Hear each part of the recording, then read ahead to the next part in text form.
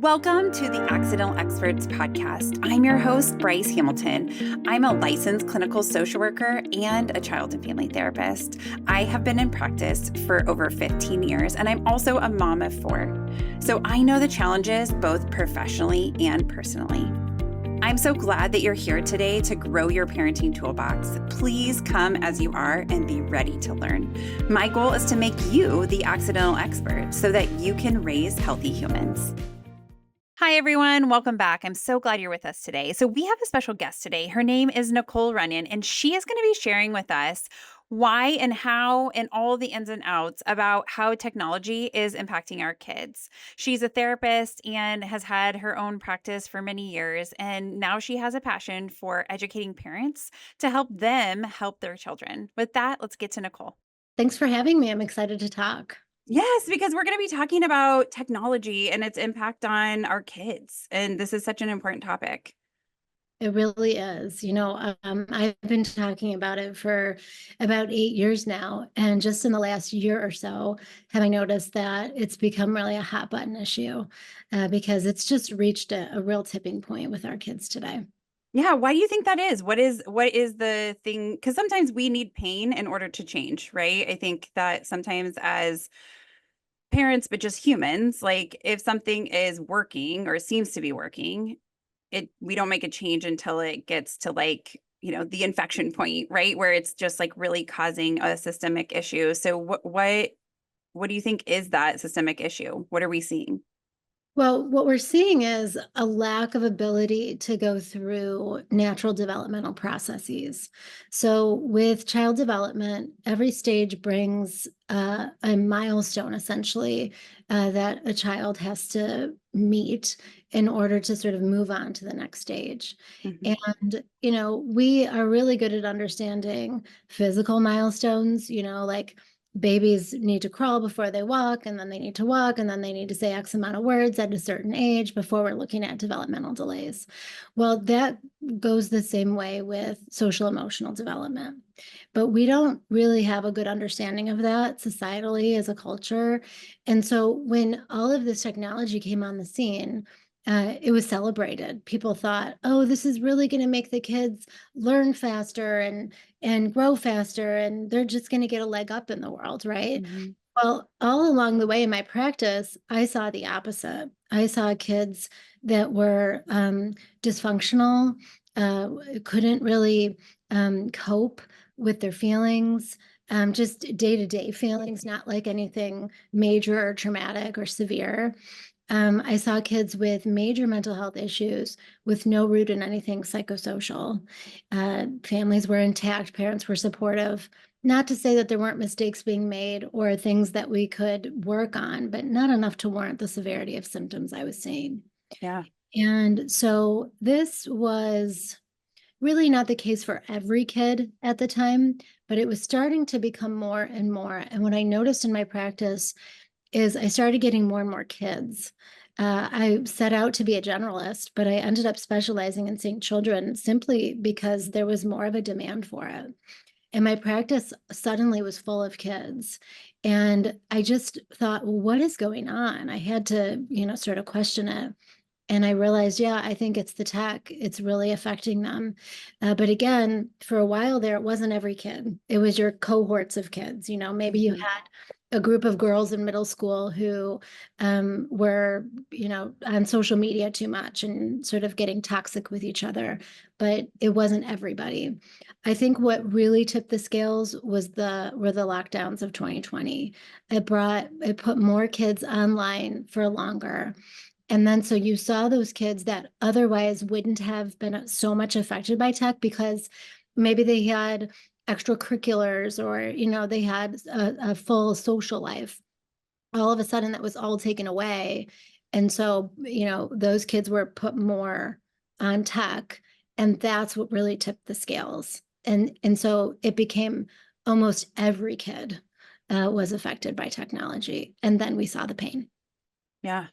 Yeah, it's crazy that you bring that up because I do think, I mean, in 2020, when we had the lockdowns from COVID, I mean, like we we're just trying to do the best we could, right? We're just trying to survive. And so parents were still working and they're working remotely, but then also like they need somebody to watch their kids. And there's, it's like this dynamic of like the technology became our babysitter. I mean, I think that was already happening. It's not that 2020 was the first time that that is happening, right? But I think it was not as widespread. Like you're saying, like it wasn't everybody that was impacted, but I agree with you. I saw in my practice that like kids that were previously able to get off of technology or like maybe their household didn't have as much technology were all of a sudden having like literal meltdowns over being like, hey, you've had 2 hours of screen time. Let's go outside. And they like literally could not in their brains comprehend getting off of the technology.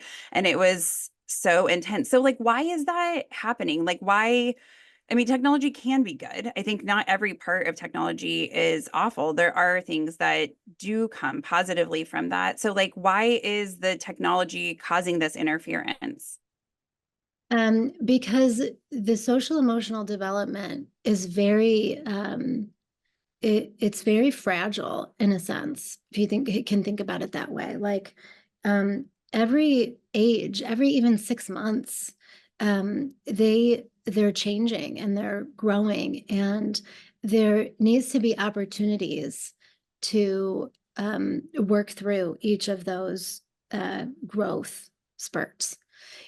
So for example, when a child is somewhere between 3 and 5, they're in autonomy and independent stage of social emotional development.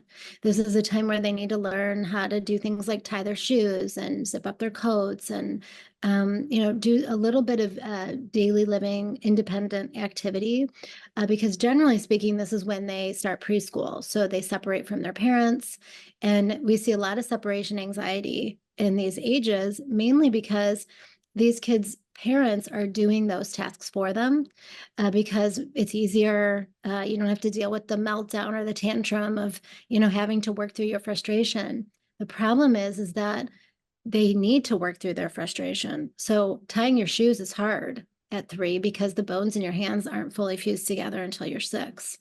But from a social emotional standpoint, you need that challenge and you need to work through your frustration.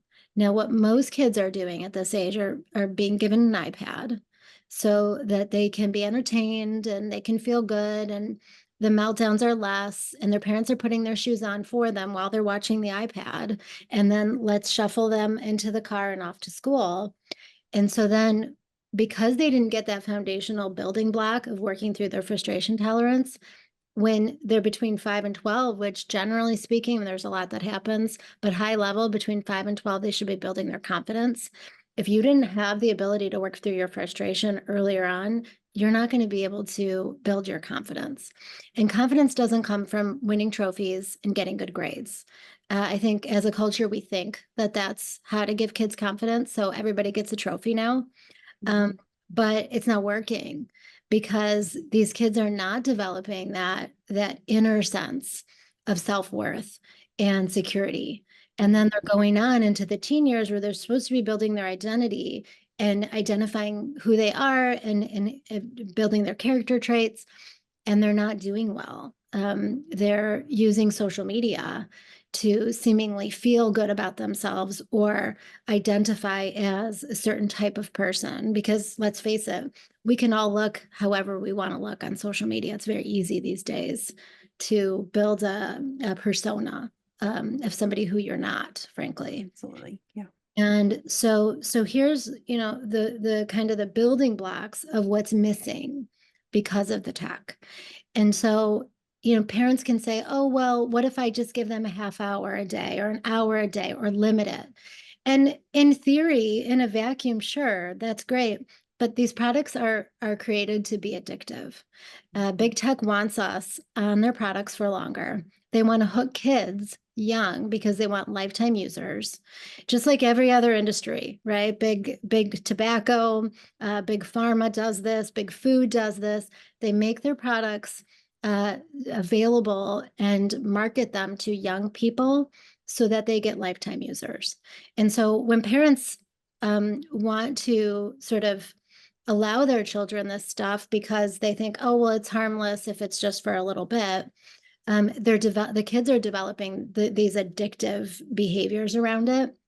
And then they have trouble giving it up, or they sneak it, or they go behind their parents' back. I mean, I can't tell you the stories I've heard of kids, in the middle of the night, searching for their iPads, and, outside of locking them up, it's really impossible to keep them away from it, even if you're trying to be cognizant of limiting it. Yeah.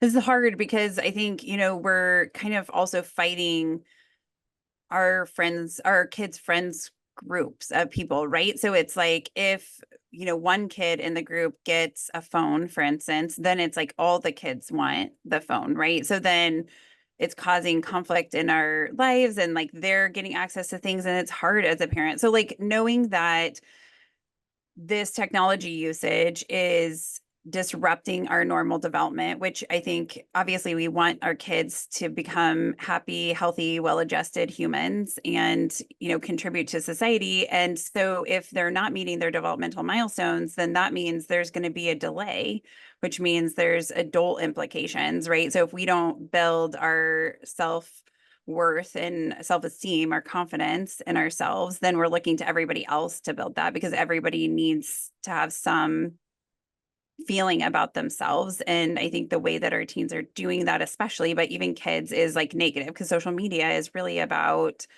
I mean, it can be anything, right? Like, and you can look up anything, and then your feed becomes whatever you've looked up. And so then that amplifies that. So it's like such a tricky, slippery slope, right? Excuse me. But I'm thinking, like, what do parents do with this information? So if they know that technology can disrupt their kids' social emotional development, which is as important as our physical development, if not more in some ways, because a lot of times, I mean, like, we need to be cognizant of our kids' physical development, right? But other people are looking out for that. And maybe we're the only ones looking out for our kids' social emotional development within our own houses, because our neighbor is not going to be like, hey, I notice your kid can't handle their emotions very well. That's probably not a topic that's going to be brought up.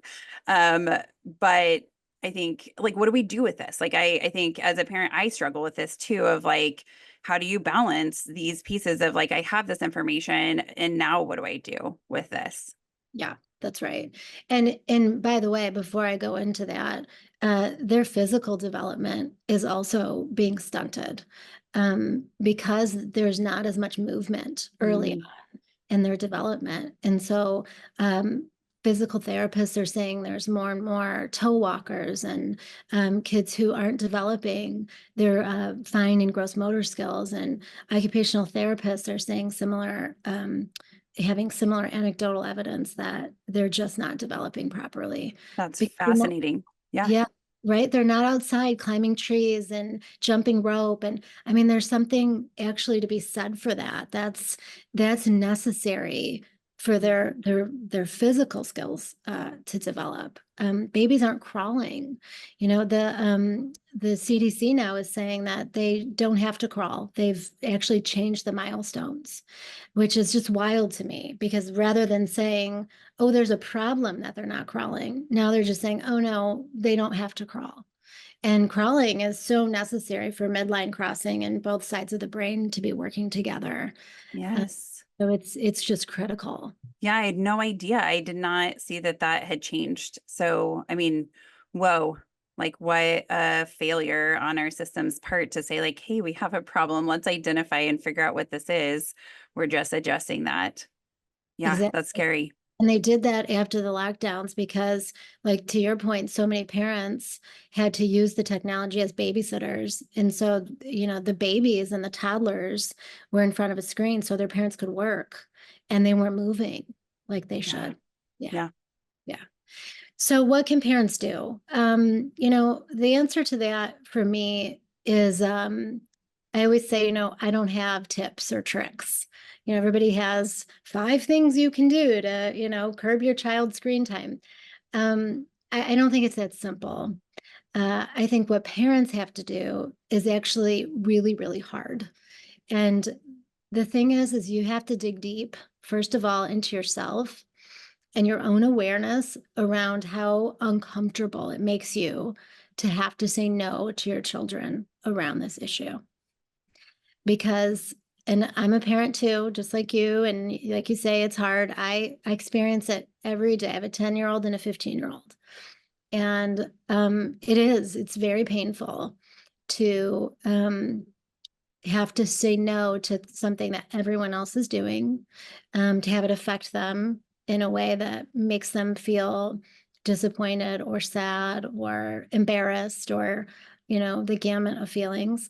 But we as parents have to allow ourselves that discomfort. There's really no other way out of it. Mhm. I always say, we can't rely on big tech, right, to make it safe. They're not making it safe.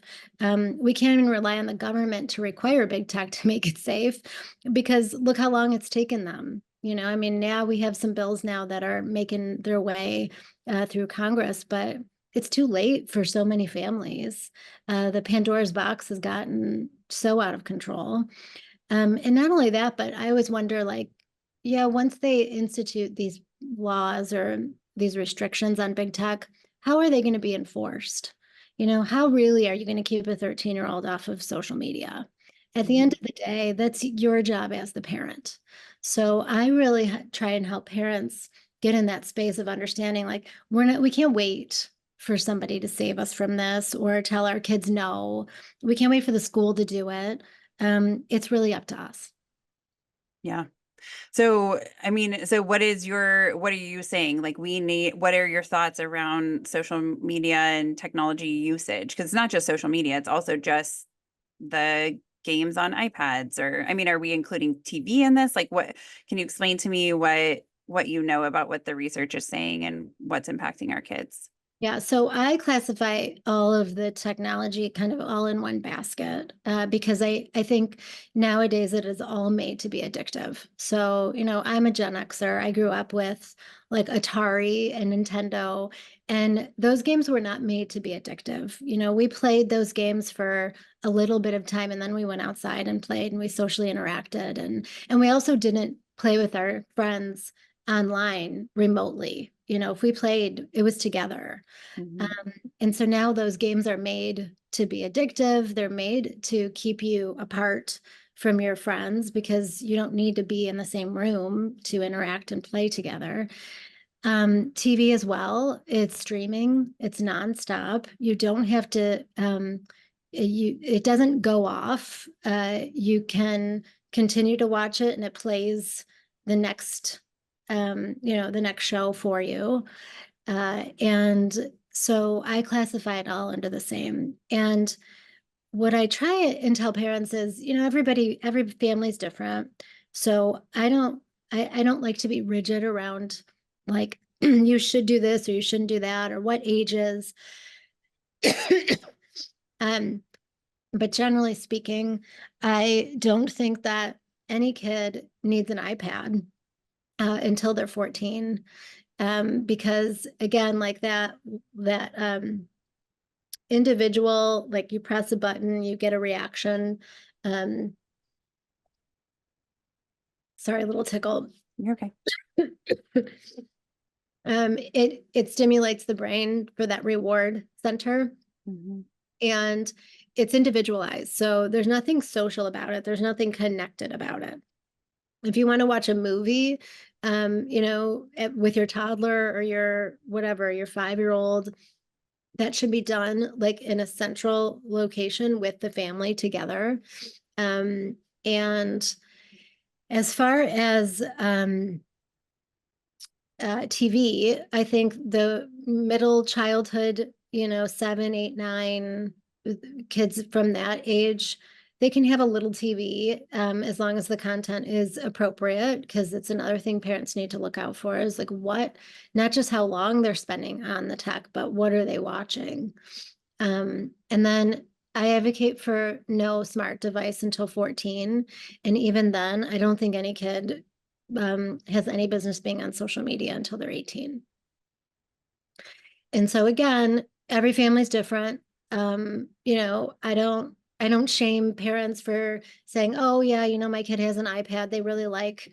They really like to watch YouTube Kids or whatever. I try and advocate for limitations. If kids are showing signs of addiction, like if you take it away, they have a meltdown. If they're searching for it in the middle of the night, if you have to lock it up to keep it away from them, that's a concern. But if you see your kid is sort of able to handle it or able to have some limitations, I think it's okay to use it as a tool. Some kids, like my 10-year-old loves Art for Kids Hub on YouTube Kids, and there are art tutorials, so she learns how to draw and stuff like that. I think is okay, but to have their own personalized individual iPad, I don't think that's necessary. I think if you had a family iPad and you used it as a tool, that works much better. Yeah.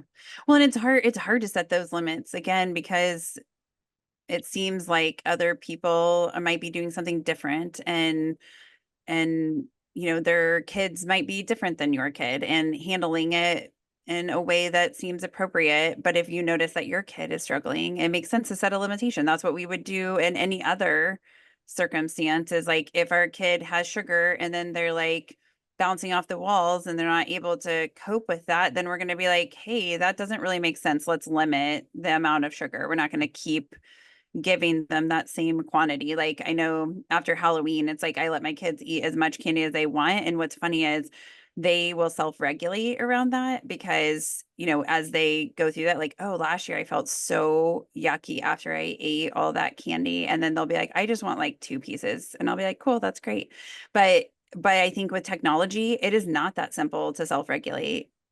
I mean, I think kids, if we let them, would probably be on it endlessly. Is that what we're seeing? Is that it's hard for kids to regulate around that? I mean, it's hard for adults, let's be honest. Absolutely. So I would say that's the exception and not the rule. Because yeah, I'm sure there's some kids that can regulate, but I don't know very many. And to your point, most adults can't. I know I can't. I switched my business from being in person mainly to mostly online. And I know I have to limit the amount of time I spend having Zoom meetings and just literally being in front of my computer. So yeah, I think it's the exception and not the rule. Yeah. So how do we start this conversation with our kids, right? So like if let's say we're like, okay, I'm hearing this information. I want my kids to develop on a healthy trajectory. I don't want to impact their long-term growth and their social emotional growth. And so I'm going to limit that, or we're going to not have individual iPads or whatever it is that we decide. How do we bring our kids into this conversation? Because if we just like rip it away, that is definitely going to be a fight. And maybe that's the fight we have to take. But like, what's your recommendation around this? I think it depends on the age. I think if you have like little kids, meaning toddlers, any child under 7, they're really not going to be able to rationalize or understand why you're taking it away. And I find that actually, if you take it away in those ages, they don't. They might bellyache for about 24 to 48 hours, but after that, they barely even remember that they had it because they get their childhoods back and they fill themselves up that way, and that feels really good to them, and they sort of forget about the iPad. So I think after 7, because 7 is an age where they have a switch in their cognitive ability to understand more concrete explanations. Then age appropriately, depending on their age, you can explain the issues, the danger of it being addictive, what they're not doing because they're on the device. You're not making friends or playing outside or getting physical activity, and then explaining the reasons why you need those things as a child for your health overall. And then as they get older and sort of more sophisticated and understanding things, I just advocate for being really honest with teenagers. Talk about pornography and how that affects your development around sexuality and intimacy. Talk about social media and how it can affect your body image and your confidence levels, and it can make you depressed. Talk about how a lot of kids are dying by suicide because of their social media usage. I wouldn't shy away from any of those topics, because they do need to know that there's a reason why you have these limitations and these rules. You're not just doing it to be mean or to control them. You're doing it to protect them, because that's your job. Yeah. Yeah, Yeah. which is so hard, but also so important.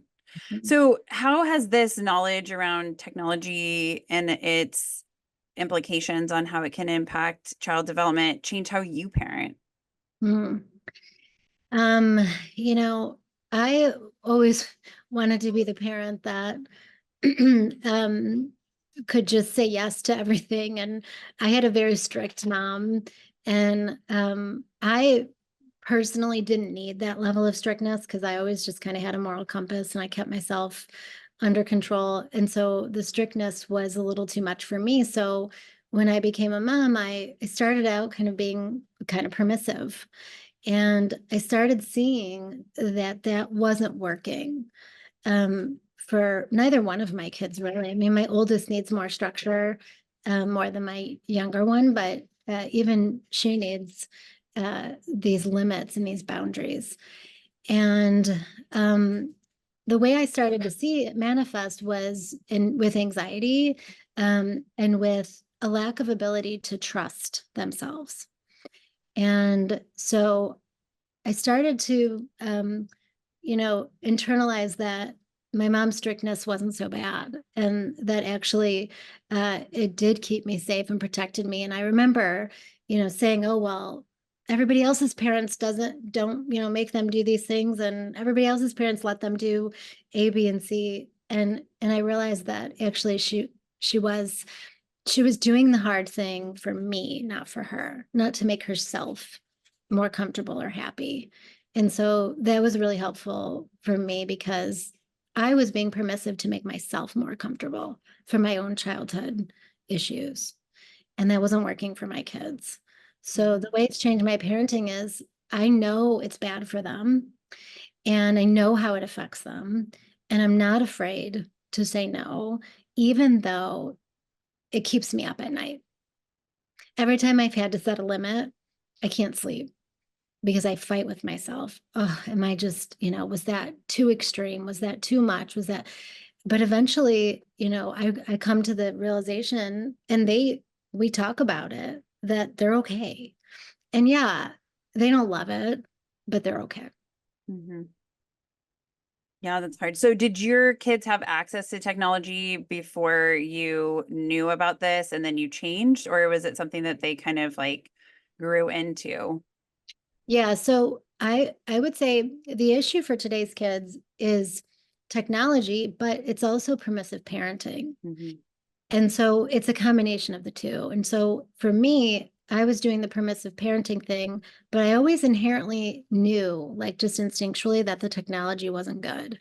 So they didn't really grow up with a lot of tech. I have a 15-year-old who most of my peers at the time were giving their kids iPads to go to restaurants or on a long trip or whatever. I never did that. And so they always had more of a like traditional childhood in that way. Um, but my oldest did, he's a master negotiator, and he knew that the rule was no smartphone till 14, but starting at 11 and a half, he started advocating for one. 11 and a half. And so for about a whole year, we just went back and forth, and we watched the documentaries. I told him all the things. We talked about it. And so by 13, we had agreed, we compromised, and he could have an iPhone, but it had to be completely shut down with no apps and no internet. And there was a way to do that. I don't know, from a technological standpoint, but my husband and I weren't smart enough to really lock it down. So he circumvented our controls. And so we had to take it away fully. And so instead of waiting till 14 to get more access, he got it at 13 with limited access to prove himself and build our trust to get more access at 14. But we took it away. So it wasn't until he was almost 15 that he got it back. And that was hard. because his reaction was so extreme. And, he sobbed and he said, "You're taking away the only thing that makes me feel normal." And it just broke my heart to have to do that. But I knew that, and it wasn't just because he broke our rules. There were problems and we could see the problems. And so I knew that it was the best thing for him. And that was a real turning point for me in my parenting. Yeah. Well, and it's hard because like even in my practice, parents will talk to me about this and they'll be like, kids will say to their parents and to me too, like, this is how we communicate. Like, this is the only way I have contact with my friends. And I mean, that is so hard. So what would you say to that situation? So parents having that conversation that their kids are like, this is the only way that I get to talk to my friends or see my friends. How would you suggest parents respond, or what's your response? I love that because I got that too. My rule is no social media. So you can have an iPhone, but no social media. And so my son says to me, "Mom, if I don't have Snapchat, I'm never going to get a girlfriend," because that's how they interact. And he goes to an all-boys school.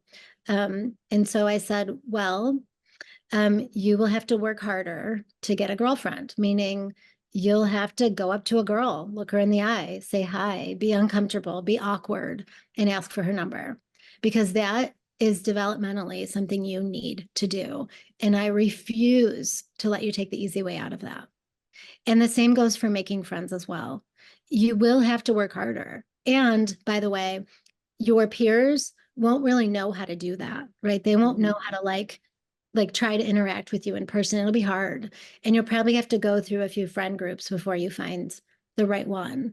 But I can tell you, my teenager, because I ask him and I check in with him about it, about how he's feeling about the no social media thing. And he says, "Yeah, I'm missing out." He said, and I said, "But I notice you talk on the phone and I notice you text with your friends." Because the kids today will tell you, "Oh, kids don't text or talk."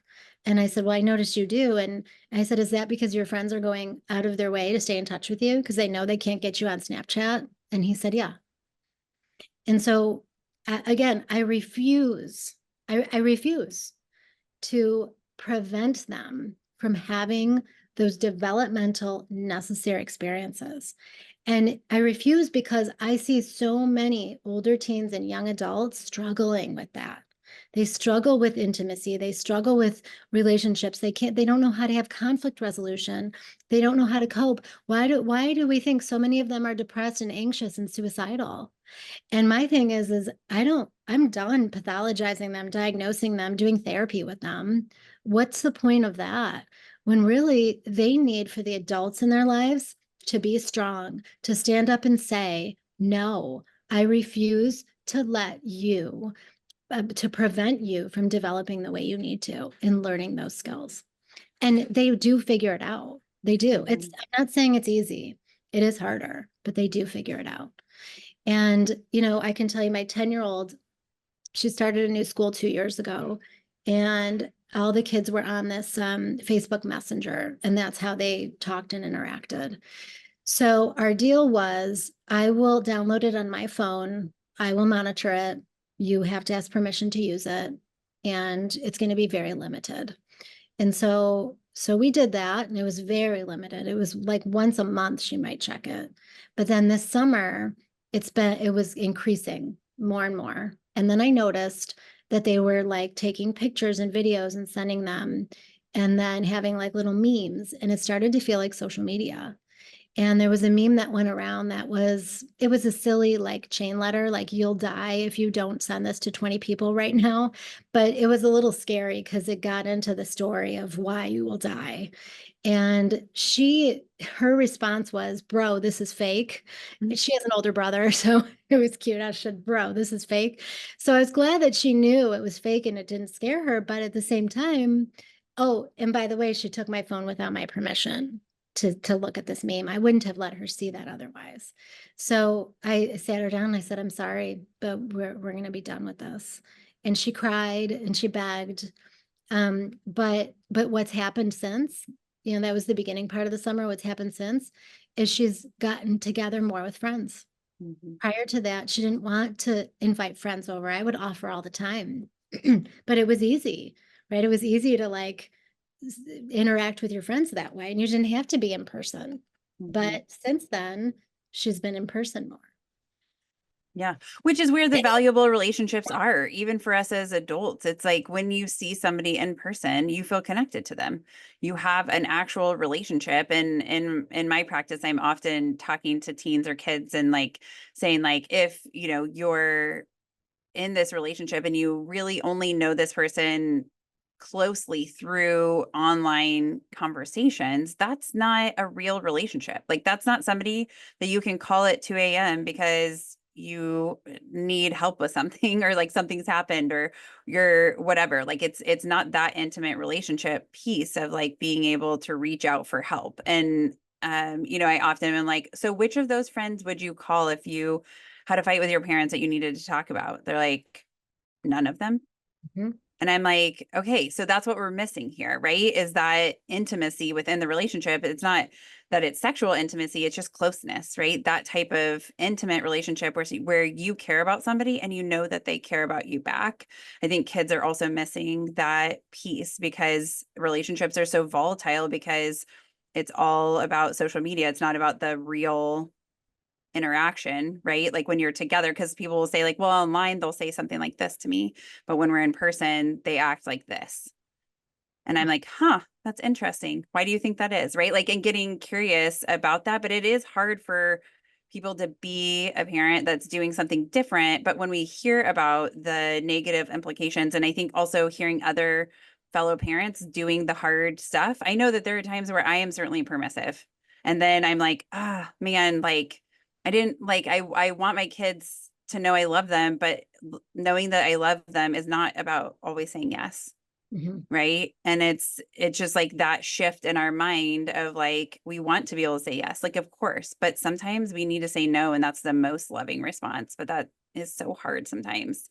So I Absolutely. certainly empathize, but I'm navigating this too. And it sounds like you're going through this. It's not like we all have this figured out and I'm still learning. My kids are just getting into this place and we have only done iPads for like really long travel. But I noticed like we went on a vacation this summer and my kids had the iPads and then when my husband was like, when do we take these away? Like, this is awful. Like their behavior was so bad. Like we couldn't wait to get home simply to put away the iPads. And I'm like, if it's so bad, like, why are we doing that? That's right. Right. And so it's hard. And I certainly get that challenge. And so it's like, we've been thinking about like, what do we do? And so it's like, I always pack a backpack full of all kinds of things, new books, new game things that you can do like with your hands or art projects or whatever. And it's like, I realized this year, no one used hardly any of their stuff because they were on the iPads. And I That's was right. like, first I wasted a lot of money on all of those things, but also I did it, right? Because it's like, okay, so that's where we need to move to. Like find something in your backpack. You have so many options instead of just this technology, but it's hard. So what would you say if we could talk directly to kids and teens to like understand this conversation around technology? What would you want them to know? Um, I I don't think that how do I say this? I tend to come off of the idea that we can talk to them about it. Right? It's like I said, it's good to explain why you're saying no. It's good to explain why you have the limits. It's good to tell them age appropriately what the issues are and what the dangers are. But in terms of trying to rationalize with them Mhm. that they're going to make good choices, it doesn't work because developmentally, that's not where they're at. And Mhm. that's why I advocate for delaying, because when they're older and they're more sophisticated in their thinking, they can make those good choices. But just as we were saying, it really doesn't, it's not the same. I mean, kudos to you for being able to do the no limits on the sugar and your kids choosing not to eat it, because my kids are sugar addicted. And if I had no limits, they would never choose not to eat it. But maybe a lot of people can do that, whereas with technology, it just doesn't work that way. So I don't really encourage a lot of conversation around it, other than to explain it. I'm not advocating for I said no, and because I said so, and I'm not going to explain it. But in terms of trying to help them with the limits and the boundaries, it doesn't work. you know? So here's an example. I recently was on a panel of professionals in my community that was called together by one of our middle school principals who was experiencing a real issue around receiving, not her receiving, but kids reporting that they were receiving sexting messages on their phone. So they would report it to her. Since she's a mandated reporter, she would have to report it to authorities because this is technically possession of child pornography. And then the parents were sort of coming at her saying, well, why do you have to get law enforcement involved? So she called together this meeting to educate the community around what's happening. And so on this panel were me, a local judge, a detective, and a lawyer for the schools. And so many questions came to me about what you just said. Is like, how do we talk to the kids about this? How do we get the kids to understand, right? That sexting is possession of child pornography. How do we get them to understand this? You know, we have this detective who comes into the schools on a regular basis. He explains things to them. You know, they learn about cyber, what is that called? Cyber civics, where they learn how to be appropriate online and whatever. And these issues just keep getting more and more severe. And so what I said was that you don't talk to them. And that's why I don't talk to them anymore. I don't do therapy with kids anymore. I talk to the parents because really middle schoolers have no business being on social media. They're too impulsive. They can't, like, they can hear you, but they can't make the choice in the moment to not do it. And so the real issue is the adults just have to say no. And I think that's the problem, is that the adults don't want to have to say no. The adults want to give the kids these devices and access to everything and have them be appropriate with it. And it's just not possible. Mhm.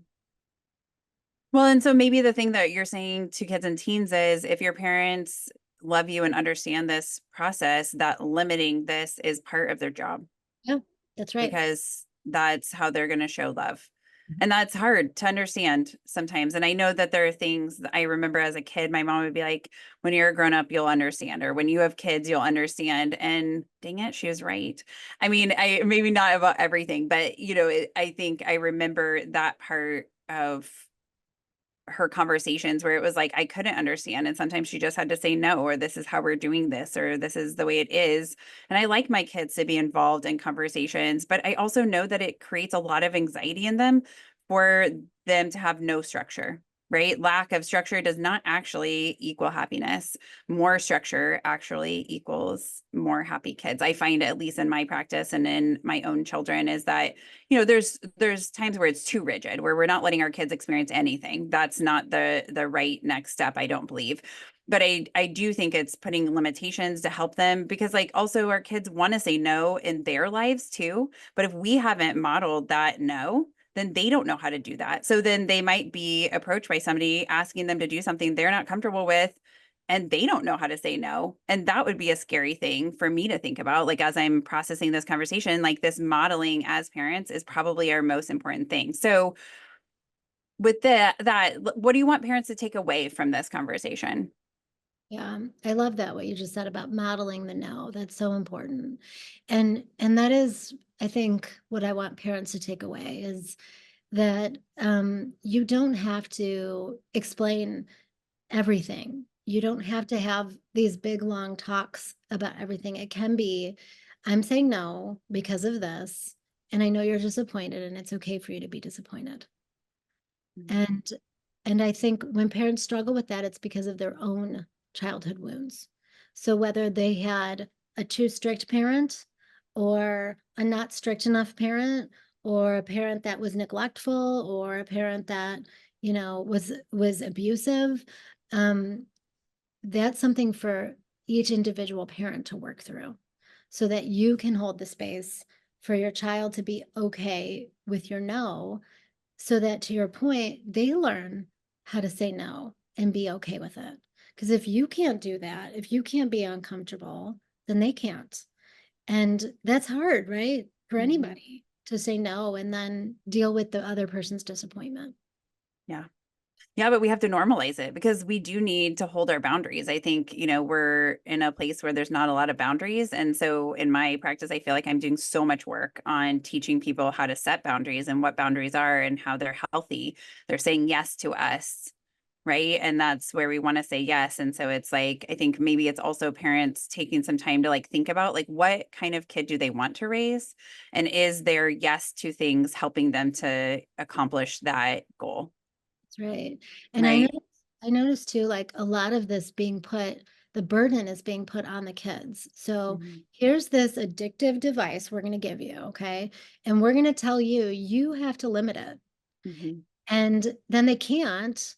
And then there's a lot of internalized shame, like, oh no, like, oh, I spent too long on it. Or, oh, I know I was supposed to get it out of my room at night, but I was on it all night and I didn't sleep. And so we're really putting that responsibility on them when really it's our responsibility.